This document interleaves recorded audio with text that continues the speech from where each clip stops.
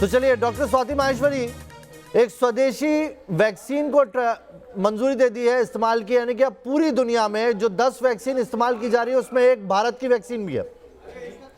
बहुत गर्व की बात है कि भारत ने अपनी स्वदेशी वैक्सीन इजाद कर ली है। और आज का जो आप अभी प्रेस कॉन्फ्रेंस देख रहे थे नावी जी, उसमें मुझे सबसे इम्पोर्टेंट बात जो दिखाई दी, जो लोगों को मुझे लगता है जिसकी तरफ ध्यान देना चाहिए, वो बोला है उन्होंने कि जो एक्सपर्ट पैनल है उसमें कौन था। उसमें पल्मोनोलॉजिस्ट थे, उसमें इंटरनल मेडिसिन के डॉक्टर्स थे, उसमें इम्यूनोलॉजिस्ट थे, उसमें पीडियाट्रिशियन थे।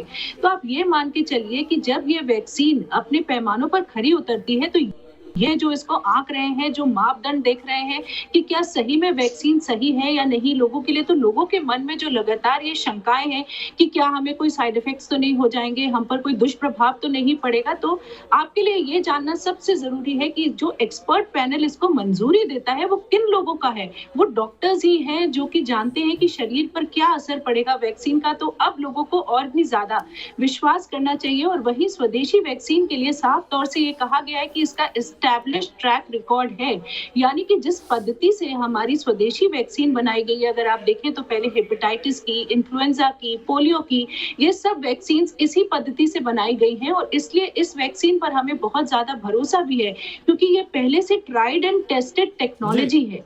इसलिए ये दो बातें मुझे लगता है कि बहुत जरूरी है जो लोगों को समझनी चाहिए।